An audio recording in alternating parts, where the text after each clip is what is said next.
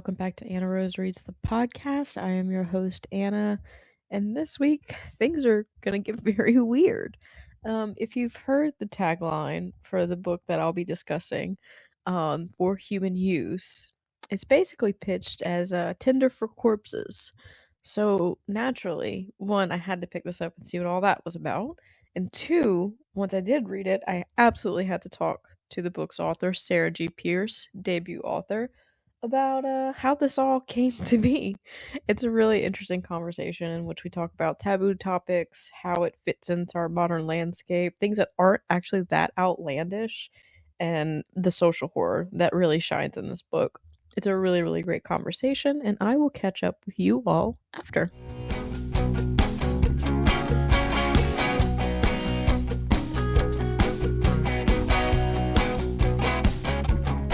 Hello, Sarah. How are you? Hi, thanks so much for having me. I am really, really thrilled to bring you onto the podcast, mostly because I just read your debut novel for human use. And again, I still think I'm picking up my jaw off the floor from what a wild ride that book was. And I just loved it so, so much. But this is your debut novel. So I want to go ahead and open up the floor and let you introduce yourself to everybody, kind of talk about your experience with writing, with the book, and how did you get here? Yeah. So my name is Sarah Pierce. Sarah G. Pierce. For Human Use is my first novel. It's actually my first fiction project at all. I started taking a writing class in late 2017, early 2018. And I just like kept going. It was like one of these, it wasn't like an MFA program. It's called Sackett Street Writers. It's like a night writing class thing in Mhm. Brooklyn. And it's just an amazing community of writers in a very sort of egalitarian format. Like there are published writers, and then there are people who have never, like me, who had never done any sort of publishing and certainly never studied writing. And so I really was just going in there. And, it's funny, the first time, the way the book was born was just this scene, which was really kind of the opening pitch, which, in the actual novel comes a few pages in. But it was really just like me working, trying to like make the people in my class laugh. Like that was my main goal. Like I was not thinking about anything else than like, oh my God, it was so much pressure. I have to really entertain these people. Like I felt this really fun, good pressure of like if they're gonna read my writing, I want to make it worth their time. And I sort of took that attitude to the whole book of like, I'm so humbled that somebody is like picking up a book that I wrote.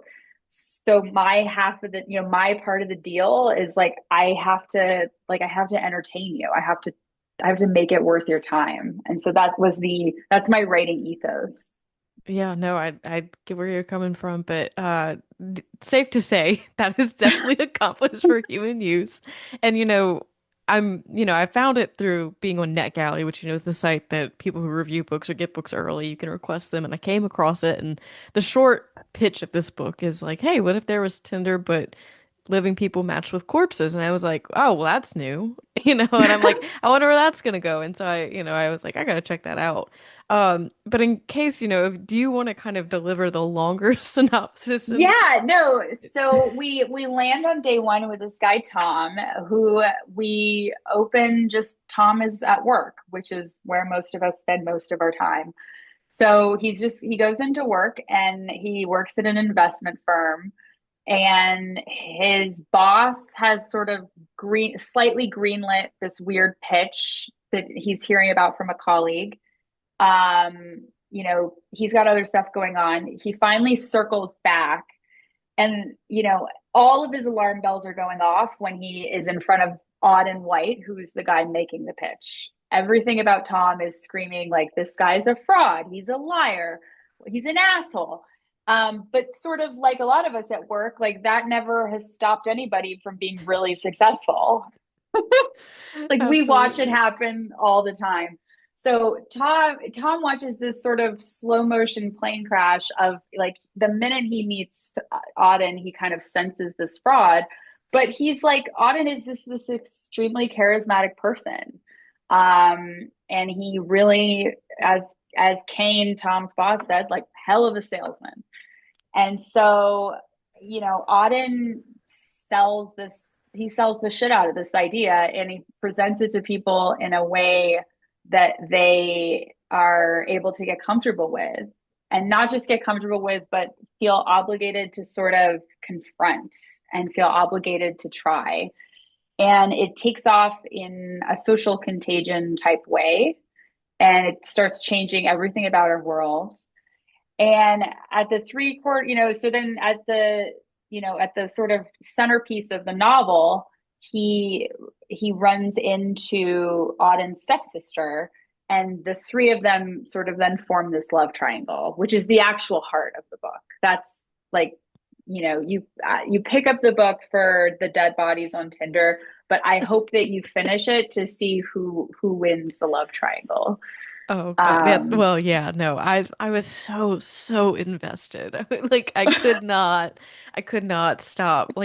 It's a book that you want to talk about. Like the biggest thing I can say about this book is like it's the book that you want a book club to pick up and read because you want at least 12 other people to chat with about what the hell just happened like at the end of the, whatever.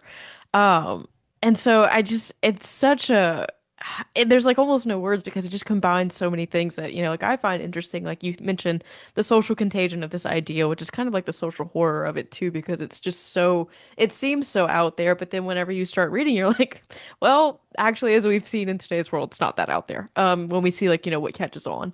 But the interpersonal drama that you write with the characterization, it's all there to kind of build this richness. And I have to say, the way that you set up the story with Tom being the only one who was like, what the fuck?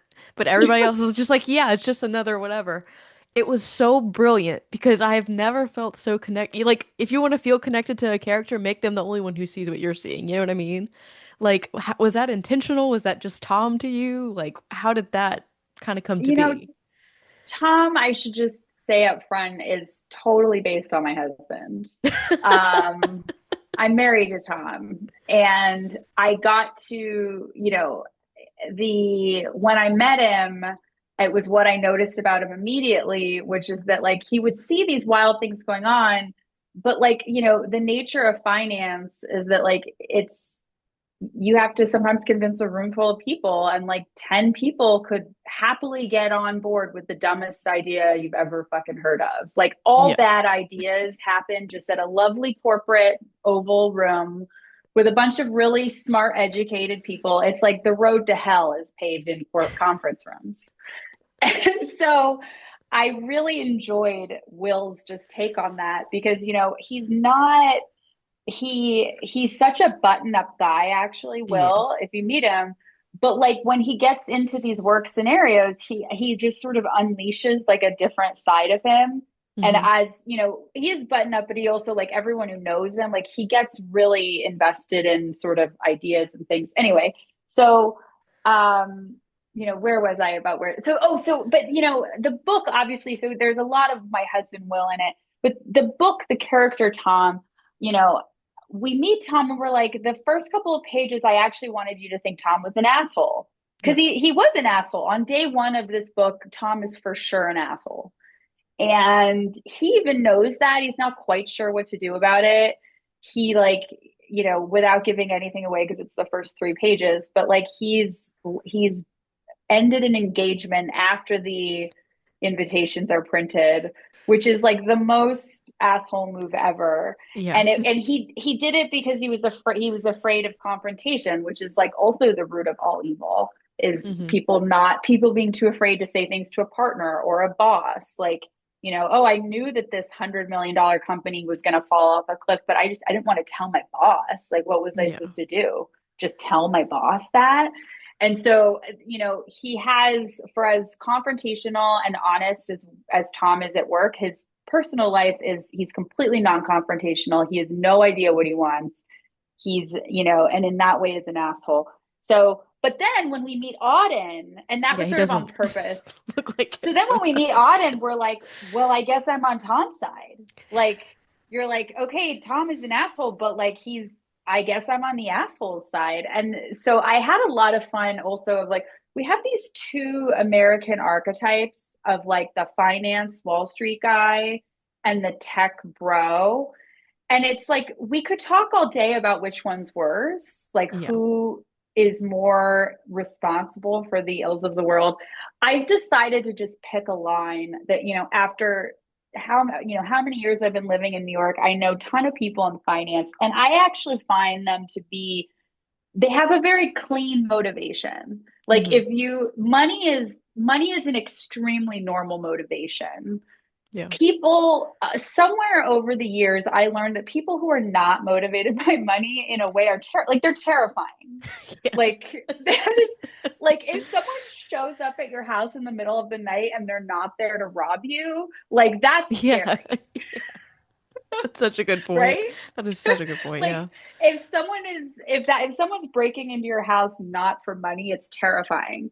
And that's kind of where Auden is. Like he's not motivated by money. And people, I think instinctually we're like, oh, he's not motivated by money. He's intellectual or not. And like we actually, I find a lot of that the wrong way to think about it. And so Yeah. I thought that Tom sort of had a very, even though he was unlikable, overall had a likable, a likable want for things to be normal. And Yeah. again, I think we were also living in a time where sort of people were transgression is funny. It's like you can be transgressive, but if transgressiveness, which I don't even know is a word, if that like becomes too fashionable, by definition, like It's no longer, it's yeah, it's transgressive. Yeah. no longer It's just the norm. transgressive. Yeah.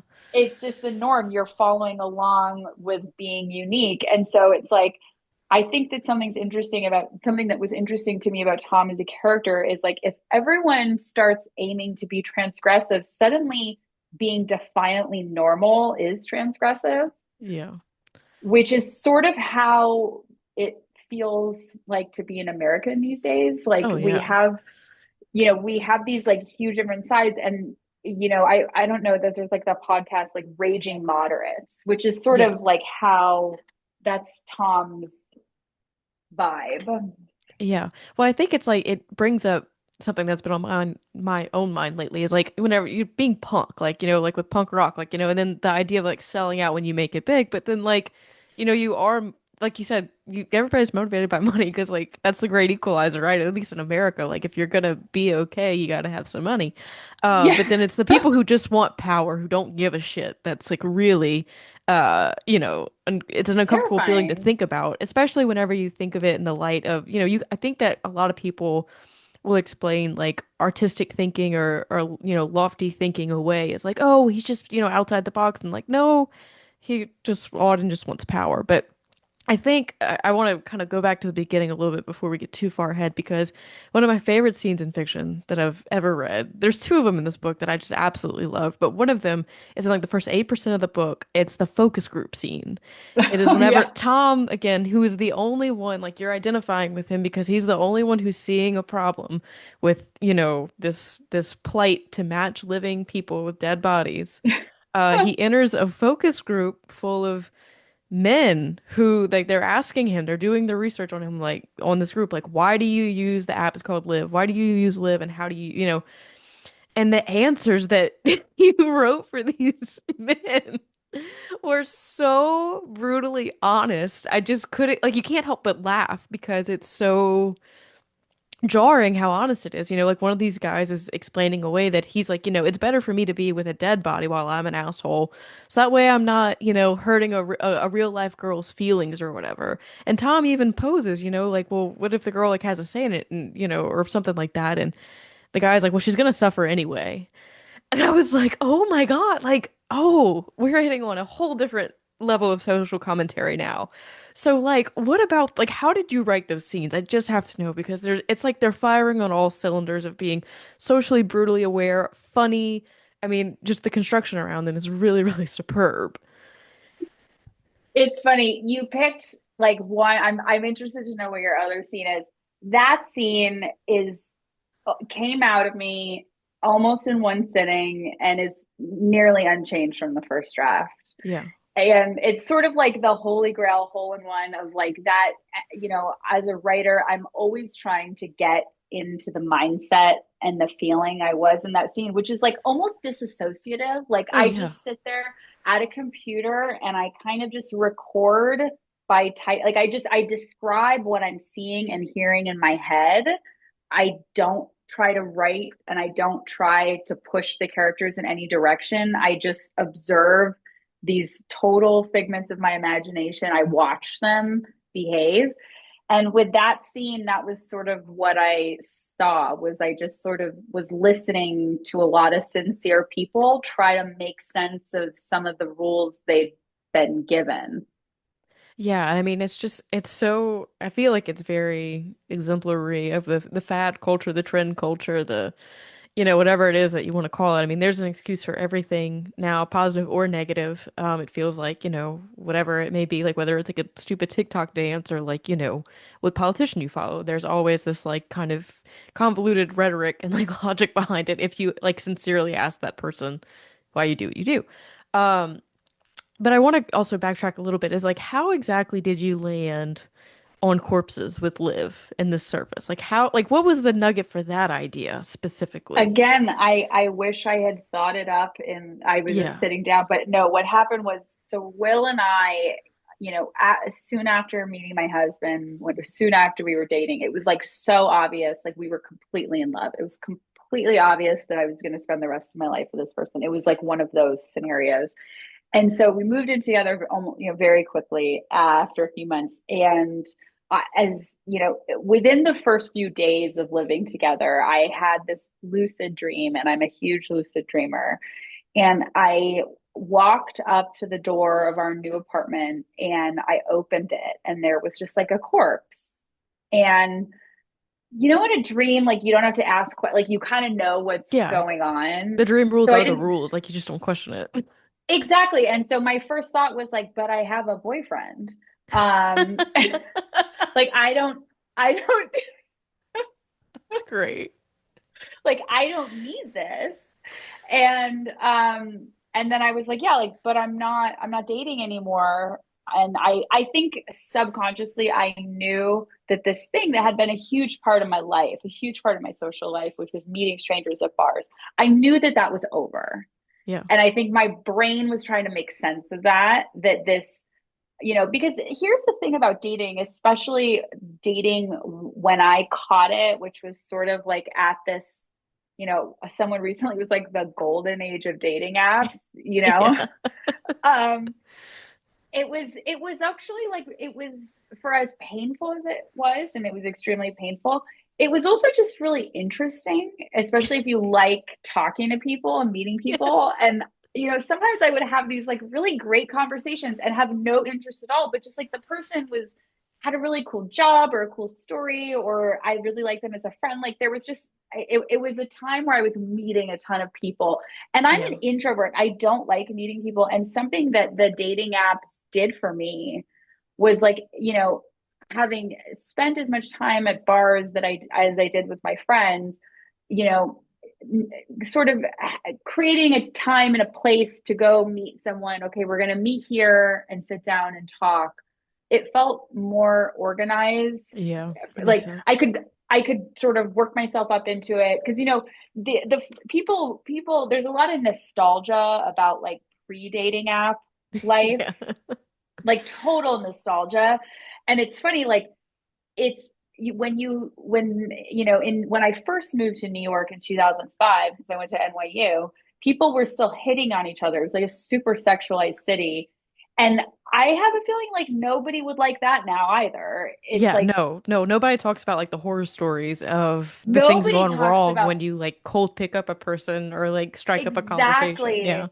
Like I remember there was this Starbucks by NYU, and this guy once was like, we were like, it was morning line. He's like, oh, you have something in your teeth. And he was like going, and then we like got to chatting and we like had a friend in common and he got my number. And then later when he texted me and we met up, I was like, did I have something in my teeth this morning? He's like, definitely not. He's like, you did not have, no. Holy And I was like, shit. and it was so natural. I don't know if he'd done it 1,000 times. Yeah. And I had a lot of small things like that. And the other thing that would happen all the time when I was dating was I would, you would in New York, and I think in certain kind of cities this happens. Okay, so you swipe right on someone, you have, no messages. Like you're like, okay, what was the point of this? But then you'll be out at like a bar. My friend Christy and I spent our whole 20s in bars in New York, and then you would run into the person, Yep. and then the guy would say something like, oh my God, like you look so much better than your photos. Like you should have put up better photos. Like I totally would have messaged you if I knew you looked like this. And I wanted to be like, cool. Like I'm glad you didn't. Thank you. I was like, thank God. And Yeah. so you just like meet this person. And then the flip side of it, so it's like you have these sort of different scenarios.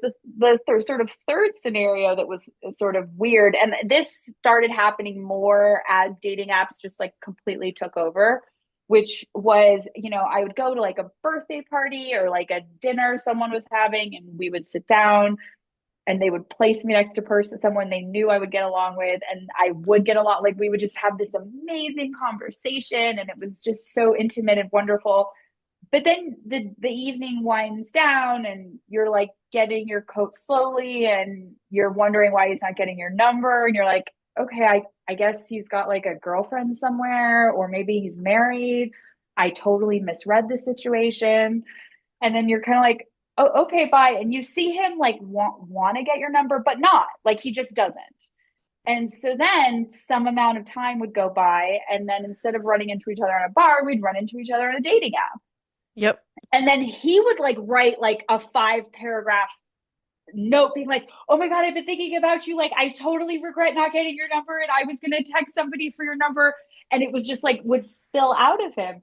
And it's tough because it's like, there was this moment that we had that you didn't jump at. Um, so it's like, those relationships never worked for me. Obviously, it's better than the bar guy who was like, Yeah. Yeah. it's sort of a better version. You explore that really well with Liv is proposed, Tom's company, spoiler, invests in it, so Liv grows. And then like the next half of the book is like seeing the popularity of Liv and that having a corpse, or they're referred to as the dead because calling them dead people or corpses becomes, socially not acceptable anymore. Like you explore the whole rhetoric around a huge social shift towards a population, and in this case they're not even, I mean, they're deceased, so they're not even really considered a Yeah, population, that but was it. like that's something that you explore too. But you explore, I think, a lot of like every angle of like every kind of person's response. Like you have, the guys in the focus group that are saying, this, that, and the other, that are making their arguments for their case, but then there's also kind of like the influencer culture of it, and then like the spread of it. And Tom at one point, I feel like he said, and this was towards the end, but at some point, the dead, having the dead was like a social comfort. And I was like, well, are the dead going to be allowed in schools? Are we going to, like, how far is this going to reach? And Tom ultimately sums it up best when he's like, if I had to deal with it, why can't you all? If I had to deal with my loneliness and my anxiety or whatever, like I didn't need a dead body to get through it for me. Like why? And that felt kind of relatable to an extent because, I think that we're kind of getting to a point where we're like, oh, we can shift this, we can do this, and then like whenever we have these huge societal shifts, we're also neglecting a population who it doesn't need, like there's just, I think believing in absolutes like this when the world is as complex as it is right now is just not the answer. And much like Yeah, I you mean, mentioned with the, it's just there's more complexity behind everything than just yes, we are all pro-live people who want the dead around, or no, we're not, and dead people are weird. Like there's a yeah, I conversation think that needs to be Tom had. is sort of like yelling at Gen Z, like, you're not allowed to give up. Like, Yeah. I'm sorry. Like, get off the floor. We have to deal with everything going on right now. And people are just sort of like, I don't have what it takes to deal with the world. And Tom's like, fuck off. You have to. Yeah. And so that's like it was kind of like it's like a get tough thing. And it's funny, I hear a lot of empowerment conversations for people because dating advice should be age specific in some ways, which Yeah. is I'll hear someone who's 25 being like, I'm giving up dating and going to just like, I need to focus on myself. It's like, no, dude, like you have like, you need to put 10 or 15 years focusing on the people around you. Then you can give up and say, okay, I can spend time on myself. Like, it's like a service, like the young first have to sort of take care of everyone You have around to do them. your time, yeah. Yeah, like you have to serve your time, sort Yeah. of being people pleasing for everyone. But instead, what's happened is like we have a whole generation of people that's like, no, I'm not going to take care of anyone before they've hit sort of their mark. And it's funny Yeah. because it's like the fact, I there's a lot of talk about sort of swings from laughter to seriousness, like the way in which therapeutic language gets Oh my God, wielded, yeah. and it's Yeah. tearing apart our society. Like, I'm sorry, if Mhm. you hate your sister, you have to deal with her. Like, you can't become estranged. Like, if you don't like something someone's done, you can't just like figure out a way to never work with them again. You have to confront this stuff. And I think like a lot of things that might make sense for people in midlife, like, okay, if you're 50 and you've raised some kids or like you put in like decades, get like, I understand like that person needs to go off and spend some time on themselves. But what we're seeing is like, yeah, like people having these sort of things like really early. And it's like, no, society depends on you to be fully engaged Yeah. with the world. And so, you know, that's, yeah, that's kind of what that's, Yeah. every generation looks at younger people and thinks they're crazy and weird. And this is my very tough love note to Gen Z. Yeah, no, I agree. There's like I feel like what's happened is with social media and the advancement of just like entertainment in general and like in particular true crime. Like everybody takes the worst case and applies it to them. And like for a lot of times the people who had to like set really severe boundaries had good reason to, because like fear Yes, of safety, yes. financial loss because people were swindling them, fear of their life, that kind of thing. There's a lot more of the not so egregious behavior that's being chalked up to, well, I have to set a boundary, and this is, I'm cutting you off because of this, and it's not that severe. But you're using the same rhetoric that these really intense things that have happened to other people, you're using that for, to justify what you want to do. And I think overall, that's what we do really well as a society, unfortunately, is we find a way to justify whatever the fuck we want to do. Exactly. I think it's Exactly. just, We find a way to justify what we want to do. And I yeah, think society at the moment has offered up all this like therapy speak and empowerment language, which is often comes down to like controlling other people, like the way in which we yeah, use boundaries. It's like you're actually like it's blackmail. You're kind of you're making almost like a threat. I mean, to go back to your earlier point, and my writers groups in Sackett Street, I was in so many successive writers groups, and I got to know a lot of different kinds of people. And like hmm, without giving away anyone's privacy, like I had over 8 years, I encountered a lot of people who had really intense life experiences. And I cannot tell you, like, time and again, their ability to engage with the story at a humorous level out like it was yeah, the people who had bad reactions to it typically didn't have much to grasp at. Some people that I knew who had really horrific things had happened to them and that they had joined the class to like work through. It was so interesting and fun and validating and freeing, and frankly like gave me the ability to be honest with the writing, that like they enjoyed, that, yeah, that seeing that it's like not everything reaches the sort of threshold like yeah, of yeah. So I think that like sensitivity, like, everything is a bell curve. And yeah, I yeah, think for a while there are more sensitive people, there are less sensitive people. Sometimes someone could be not sensitive and we're actually like they're not sensitive, so us trying to get them to be more sensitive is like you're trying to get like a cat to play jazz. Like it's just not, it's like it's such a stupid Like it's just like, you can't do it. And so you have sensitive people, you have not sensitive people. And I think for a while we were reorienting all of society around the most sensitive of us. Yeah. And it's just, it didn't work. Like our problems are too large. I think something that people are falling into now in a good way, which is like, let's all find our place Yeah, yeah, and we can all have a different role to play here.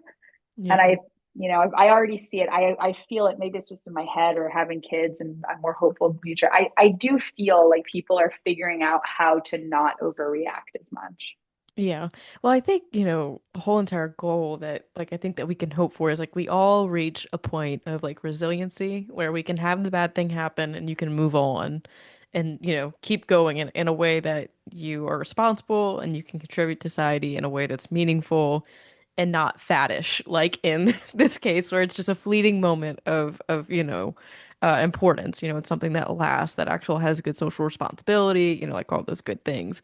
Um, and I kind of want to talk a little bit about what it feels like to me, and this is just my reading of it, and my like projection onto this book because it's what we're experiencing right now as I'm reading it. It feels like the Live app, the dead bodies in this book feel representative of like any problem that we've had that has just flown off the rails, right? So like now we're seeing it with AI, like generative AI, to where like there's really no checks and balances as to like what is going on and where this is moving. And so it feels like we're talking about that. If you want to dial it back, to like whenever the internet got to be big, there's no regulatory agency or anybody who's looking at the internet. So you could talk about, this book and it being about the internet. Did you feel like when you were writing it that it was kind of representative of like these bigger ideas, or is that just a product of this story? It's funny, the there was a book that came out in 2017 called Tides of Mind, Hmm. and it's a computer philosophy, it's a computer science philosophy book. It's like a multidisciplinary book, so it's not a technical, it's not a specialist, Yeah. but it, long story short, the most profound idea that I found in it was like, something to remember about computer intelligence and creativity is that, what I described about when I wrote those scenes, it's actually very hard for a computer to emulate that, because Hmm. it's a little bit of being tired. People, something he goes into about creativity and tiredness, I really resonated with me. Hmm. There's like a relaxation that has to happen. I'm more creative at night. I have my, like, starting when the sun sets, I start to like zoom up. And that's like, Yeah. there's something about my tiredness that creates it. We haven't talked much about horror, but like horror happening at night, but like so much of horror as a creative element is playing with a part of our brain that's very ancient and goes very deep and is very connected to our imagination. Our imagination's number one goal is to help prevent, is to keep us from dying. Yeah. Like imagining a shadow as a monster is more helpful than Ignoring it altogether. underreacting. Yeah. Yeah, exactly. Than totally underreacting to a threat. And Hmm. so, yeah, like a lot, horror as a genre is extremely creatively stimulating, especially, I was talking to someone else, like, I like to experience horror on like a full, like, I like to be alone when I'm watching a horror movie at Yeah. night. I love it when my husband travels and I'm all by myself. I can so Now that, relate to that. I'm not yeah, and worried like, about his reaction to it. I'm only worried about like mine. yeah, or more like I like it. I remember the first time I was in an apartment alone with my child. Like I Hmm. went and I like locked the door and I had this, like this motherly fear. And so to bring it back to Tides of Mind, this writer, I read it twice while I was writing this book. And it's not until AI came out later that I think I put together that, like, yeah, there was a lot of that interested me about how, like, yeah, like the humanness of it. I also, in graduate school, I studied, cybernetics was like a kind of the, an early version of also like sort of a computer science philosophy. The title is sort of taken from Norbert Wiener's Human Use of Human for Human Beings. Hmm. And so yeah, like, and but the interesting thing for me was like I was studying how that affected minimalist paint. You know, a lot of minimalist painters in New York Yeah. were reading that stuff and really interested in it. It's funny, Carl Andre, who makes a cameo in the book. I wrote a graduate thesis on Carl. It never occurred to me, and I think this was just 2013. It was a different time. It never occurred to me in 90 pages to talk about the fact that Carl killed his wife. Like it's Yeah.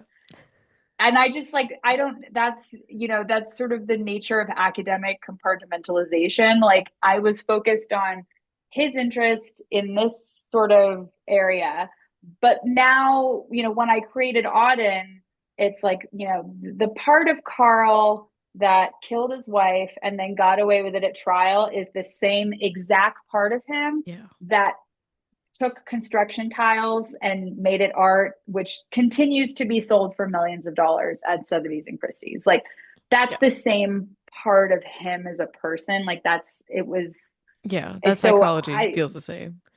yeah, like that was sort of, I would say the male asshole artist is someone I'm extremely familiar with. For as much as there's, Wall Street guy and then, tech bro, the sort of third type of asshole is like male artist. Yeah. So yeah, so that AI thing that we're seeing again with people talking, it comes out, but I am not fearful of AI for a lot of those reasons. I think Yeah. that it's really hard to displace humans totally in the creative work, but of course that could be completely naive and will be. Yeah. I'm glad not everyone is underestimating it. Like this is obviously a huge conversation. Yeah. Like there's not people, there's a lot of talk, rightfully so, about people becoming emotionally involved with AI bots. Hmm. I don't think it will. I think any person, if given the choice, will 100% of the time choose a human, sort of would prefer a human connection. I think the thing that's really scary about it is kids, as usual, which Yeah. is to have not to come up and not experience normal relationships first, to Hmm. have the sort of knowledge that you then take back to ChatGPT, to learn from ChatGPT that you would then take into a relationship is terrifying to me, and something that I hope they figure out soon, because it is terrifying. And with the labeling thing with kids too, when I say Yeah. kids, I'm referring to also like young people. I'm Yeah. 38. It's I think a lot of people they Google their situation. I mean, that dates me to Google it. Now they chat GPT it. Oh no, I'm still um Googling. I yeah, I always still still Google. Google. I'm still a Googler. But they one of the reasons they want a lot of these labels that we talk about is because it helps them organize their searches. Like Mhm. they need to kind of put their problems into a searchable indexing, Yeah. and coming up with all these titles and labels and diagnoses and all this therapeutic language. It helps people improve their searchability of their problem. Yeah. And so that was something that I observed and was terrified by. Yeah, no, I really relate to that. And I talked about this like in regards to a different. I was actually talking about The Haunting of Hill House by Shirley Jackson when I thought about this. But um, I went to grad school and there was like an ethics class that I took for forensic psychology, and we were talking about like the benefits of diagnoses, like why people want a diagnosis versus why some people do not. Like, what's the ethic of a diagnosis? And like the practical reasons, like insurance purposes, like maybe you won't get medication unless you're labeled X, Y, and Z. But then, like, at the same time, there's a lot of emotional turmoil that comes with labels and all that good stuff. It's like a whole thing. But I think at the bottom line of all of it, until we figure out a way to handle whatever it is in front of us, regardless of its name, I don't know on the human to human level that there's a whole lot of good in labeling it or, splitting hairs between like ADHD and anxiety sometimes. Like the outcome is the same, the behavior is still the same, and until we know how to treat the behavior and like correct the behavior in a way that's healthier, I don't know that it's worth the energy splitting hairs, like having the conversation to like split hairs like that. And much in the same way, indexing and labeling and all those things. Like, I feel like the energy, if we could direct that energy to actually solving the problem, we might be better farther along than labeling sometimes. I don't know. But Yeah, and like a lot of this stuff, no offense to psychology. oh yeah. I have a therapist, I get it. But no offense, like this stuff is not proven in the way that like evolution is proven No. or gravity is proven. And there's a lot of there's a huge number of psych studies that are never replicated. And so the idea that it's own like in its own way, it's almost like a creative field in that Yeah. sense. Um, so I found that, yeah, this sort of you know, Well, it's back to like the sort one of size fits all approach though, right? Because like exactly, and that's you can't scary. Like it's yeah, you can't slap the same label and all of it. There's more nuance, I feel like, in between. And that does feel a little bit more artistic to have that much nuance. But I think that yeah, it's and I needed think that sometimes. yeah, like just having the world has gotten too complicated, and people have Yeah. been saying that for 100 years, which is Yeah. funny. Someone who's grew up in a farmland who's like, people are just driving by in their cars so fast. Where are they going? And it's like, yeah, like that is how the world feels. Like people used to get sick, with newspapers coming out. People are like, there's just too much news that we have. And I think we are all experiencing that. And I think the next couple of years is going to be a time when we're all figuring out how to like shut stuff out. Like I try to now only read the news at certain times of the day. And like Yeah. I check in and we're figuring that out. It's the same reason we with screens and kids, like we'll get through this. Like we have to. Yeah. There's no other choice.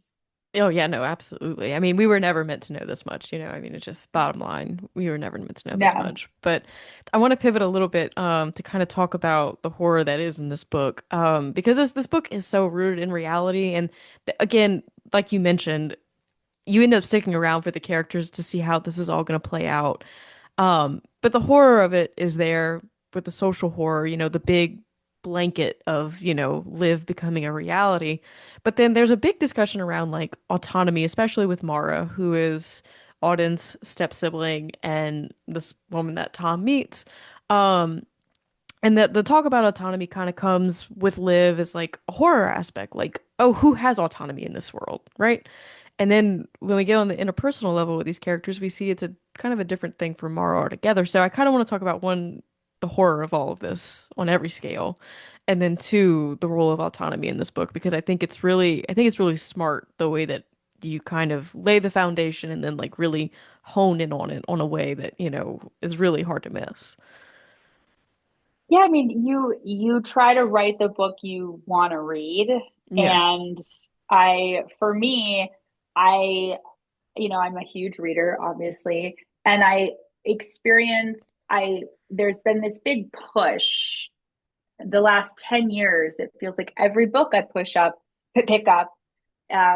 over the last 10 years, it feels like every book that I pick up has a lot of feminist pressure on me or on someone, on the reader to like, you have a female character who's like charging ahead and like, sure, there's a love interest, but she's never interested him out of the gate. Like he never walks by and she's like, whoa, and then sort of slowly tries to get closer to him. Like, and so I wanted to experience that first of all, which is, Mara, who sort of, she affects a nonchalance, but like she notices Tom immediately, and then later she's in her, in the way that people who are crushing on each other are try to like manipulate a situation. And I wanted to put those efforts in writing on her part that like, Yeah. okay, she's gonna like pick the crocheted dress when she thinks she's gonna see him later. She's gonna sort of find herself where he is. Like Hmm. I wanted to show those efforts because I was never reading them anywhere. Yeah. I was not, and I read a lot of books with the romantic theme, and I was never reading about a girl who was like kind of interested in a guy. Like she was, there's always just sort of like it falls on her lap.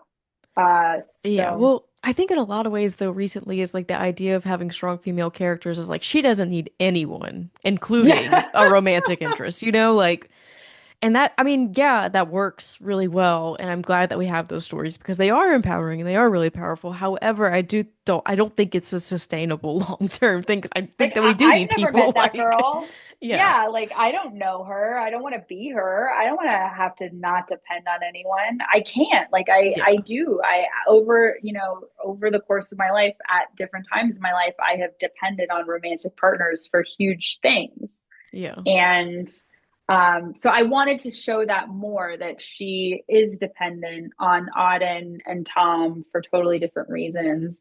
um I struggled with her in a lot of different ways. In hmm she's similar to me in some ways, not similar to me in others. I she of the three characters, she was the hardest for me. yeah. Well, And in my new work, yeah. she's complex, and that's what I really like about her because she feels real, you know? Like she wants to have control over her own narrative, like what her story is, because all that she's had is like Auden dictating her own narrative to everybody else, kind of, or like trying to, hover. So I think that Oh, she's and that, allowed, yeah. yeah, that complexity of like, yeah, I can be interested in somebody, but no, I'm not a victim of my circum. Like I can still exist in all of these areas and be Mara without falling in again, without being falling into one label, one box, one whatever, you know? And I would see that actually happen. So in my writers groups or different writers groups, somebody would, I don't want to say it let slip, but like somebody would reveal a past or some story or some element. And then what you would see happen was it would overtake the narrative of this person's work and life in a way that people thought they were being supportive. But then you could just see the person be like, oh man, I like I should have mentioned that. Like they wanted to kind of be seen on a different level. And it's like, well, no wonder people keep shit to themselves, because like Yeah. it's not just that they're afraid of how they'll be viewed, but like they also don't want people to read into it. A statistic and that I've spent like a huge amount of time with mentally is, I think it's like 40% or 50% of sexual assault victims like feel sort of, it carries them through their whole life sexually. Yeah. And so I've actually spent a huge amount of time thinking about the 50% that don't carry it with them. hmm Like, what does that mean? How does that interact when they reveal it to a partner? Do they reveal it to a partner? I spent a lot of time thinking about the person who said, no, it doesn't affect me.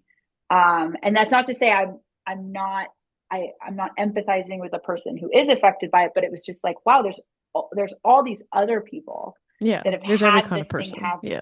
Yeah, there's every kind of person. And so I wanted to write that because I wasn't coming across that person. I was reading book after book after book of what felt like a very similar story. hmm And I was just tired of reading it. And so I wanted to write something different. Yeah, no, I totally get it, but I really appreciated the complexity that she has and her desire to it's not necessarily a control freak thing, because I would never say that about her, but she knows what she wants and how she wants to be perceived by others. Like she's tired of being treated a certain way and she's going to move forward differently whenever she meets Tom. So I appreciated that nuance about her. But on the whole, For Human Use is just such an incredible novel. I mean, we didn't even really talk about like the intricacies of like the business drama that you wrote with. I haven't read something like that in a really long time, and that was And really captivating for me. I appreciate you pulling that out because it's funny. I by osmosis, I am close to finance and law, Yeah. as which are two businesses where in order to function, humanity has to get compartmentalized into these labels. Like, I had a friend at a law firm be like, I never noticed that I refer to people as plaintiffs like all day. She's like, I guess I could call them people, but that would be that would make my job harder. I'm like, Yeah. oh, these people got cancer. It's like, oh no, like these plaintiffs Defendant got party, cancer. yeah, defendant Yeah, party, defendant party. otherwise, Like yeah. we have all of this language. It's the same thing in finance, user or Yep. customer, or like, people are dumb. It's like customers are uninformed. Like you, we have all this, like we have all this language. And so I can totally understand people getting frustrated or think it's jargon, but friends who have No. jobs in those Yeah. worlds and who feel like they go to work and just have to like have a boss kind of tell them to do dumb shit all day that they just do for money because that's what having a job is. That's sort of one of the big points of the book. Yeah. Like I said, the road to hell is a corporate conference room. It's where all Yeah. bad ideas begin. No, And I so cosign. I mean, I could not agree more. And I think, that, Succession, the TV show, like really upped the drama of like really boring, just deals going down with like people who are really like complicatedly involved with one another. And that is what happens in this book that I just like, I didn't think that my heart rate would go so high talking about stock shares about it, like ever, but when you're as emotionally invested in, like, you understand the social horror component of, like, the whole entire thing is like, oh well, we're gonna bet on, dead bodies is essentially what it comes down to. But like knowing what that means in this world that you've created is just like a whole nother level of anxiety that you add to these scenes of, like, tension it's and funny that everything it else. all roads lead back to the pandemic, which was, my husband, who originally was a derivatives trainer at Susquehanna and a poker player. Hmm. Um, when the first couple days of the pandemic, we were newly married, and he, not we'd just come back from our honeymoon. He negative oil. I don't know if you remember that. So Vaguely. negative oil happened. It Yeah. was basically like a theoretical trading Hmm. concept, Yeah, yeah, yeah. which is futures trading. Just to bore, put everyone to sleep. Don't crash your car falling asleep with how boring this is. But negative oil was like you have buyers and sellers, and in the first few days of the pandemic, when the entire world shut down at one time, it was so far outside of everybody's models that oil companies had to pay people to come and receive their product. So for the first time, a commodity, they were paying people to Yeah. pick it up because they couldn't just shut the rigs. They couldn't just shut everything down Yeah, they're still overnight. producing, yeah. They were still producing. So it was literally like, we will pay you to come and get this Take this, oil. yeah. Like if you had told me that in any context, like even a year beforehand, like we're going to experience a world event where people will be paid to pick up oil, it was just this really weird thing. And I remember Will was just sort of explaining to me, because I didn't really understand the futures market at all, like at Yeah. all. And Will was just explaining this sort of weird event. And I spent a lot of time thinking about it and a lot of time about how markets. And we had a lot of funny interactions again in finance. Again, I don't want to talk like too much about my husband's business, but like, he was working at his old firm. And at one point I heard him yelling in the other room, and I was just sort of kind of keeping one ear on it. And somebody in the first few weeks of the pandemic had made a model like of a business. And because, I guess the assignment was, okay, like model out what's going to happen. And Yeah. Will was sort of yelling in the way that Tom yells, like not an angry yell, but he was Right. basically like, if this model is correct, like if the paper that you're handing me is correct, then I will need this paper. I'll need to burn it to stay warm. If Yeah. this model is correct, the entire world economy, we might as well burn money. Like there will be no U.S. economy if this Hmm. functions. Like if this model is correct. So he was basically like, okay, don't like model out the zombie apocalypse. Like that's a creative exercise that does nobody any good. Like you need to now start thinking of disaster scenarios in a normal realm. How you can't be so negative that you think that Yeah, the yeah, yeah. entire world is going to collapse. And so thinkers like Tom, that's how they react in an emergency. And frankly, it's how we survive. Is there are some people that are just really functional thinkers, and like they don't Well, overthink it. they can fire on a reality that kind of like mixes the healthiest dose of imagination to deliver like a Exactly. probability that is like truly like, oh, okay, yeah, maybe not so outlandish as zombie. You know what I mean? Like that in between sweet spot, you know? Yeah, and so that was, anyway, so that was funny to me and interesting, and it eventually became its own storyline without giving anything away. Oh no, I for one really appreciated it because I think also too like that level of reality in a horror story like this is like really it really goes a long way because it I think whenever you get past the shock of like Tinder for corpses, then you're like, oh yeah, there's a whole like stock trading subplot. You're like, wait, how? And then like you're really hooked into like, well, how is that gonna play? I just think it adds like another really sophisticated layer of intrigue that like makes this all a little more plausible. You know what I mean? Oh, Unfortunately. very true. But we have been talking for an hour now, so I want to kind of start to Oh wow, wrap this yeah. up a little bit. But obviously I'm a huge fan of the book and what you've accomplished with it. I want to give you the space to kind of talk about the debut author experience and how you're feeling leading up to pub day and all these things, I imagine there might be some nerves involved. Maybe there's not, Like how does it feel for you? Yeah, I mean, I in the time that I've made this book, so much has happened, Yeah, like, I started writing it when Will and I met. I'm going home to two children tonight. So right. that's sort of, you only kind of get that once. That's your debut. That was sort of, it took 8 years to write this book, but really I wasn't, it took 8 years to become a writer, Yeah. I think is the better way to put it. And so um yeah, and and it's weird, I'm sad that I won't go back into these characters again. Yeah. There's not going to be a sequel. This is what it is, and it feels really personal. I also, it's funny, I, in a very profound and strange way, I'll pick up the book now as it's Yeah. actually physically being printed, and I'll open up to a page, and I have no memory of writing it Yeah, in some no, isn't that places. crazy? Yeah. It is the weirdest, most profoundly strange thing to interact with your own creative material, and you do not remember making it. Yeah. And so I'm trying to get that going again on Hmm. another project is a huge ask, especially since, I'm 7 months postpartum. So I'm finally kind of figuring out how to be myself again. And Yeah. so, and the answer is reading, reading, reading, reading. Like Hmm.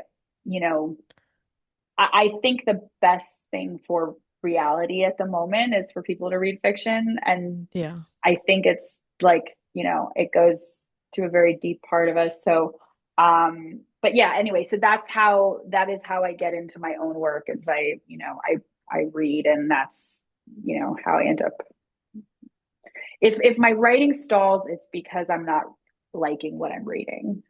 That's interesting. Yeah. I think it's always interesting with the relationship with reading and writing and kind of how the two interplay sometimes and like where inspiration comes from based on like what you've read and those kinds of things. But no, I mean, I'm very thrilled that this book is coming out. I have been shoving it down people's throats like nobody's business because I'm dying to talk about it as much as I can.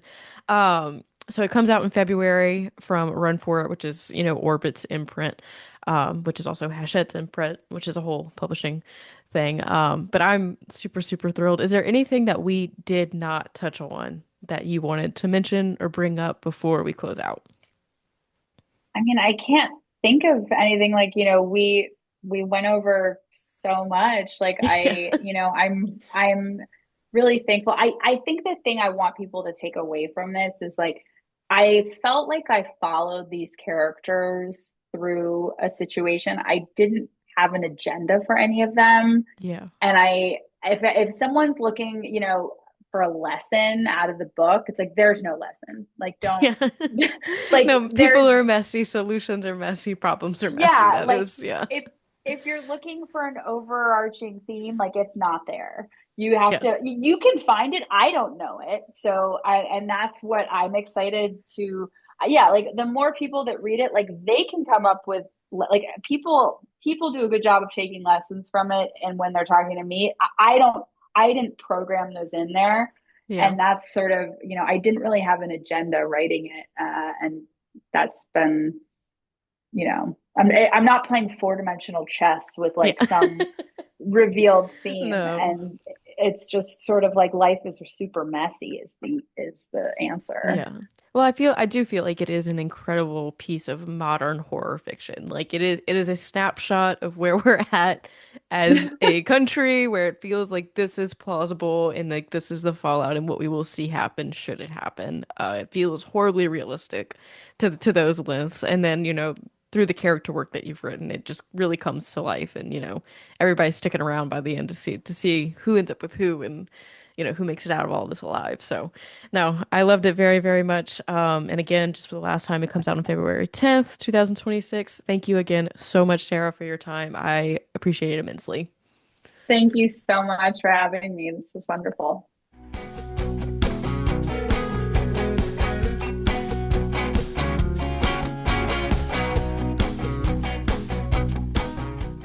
Another really big thank you to Sarah for her time and for such an interesting conversation around social norms and this book that seems so strange but really isn't whenever you recontextualize it in the world of like AI and trends and where we are headed with being inundated with information 24/7.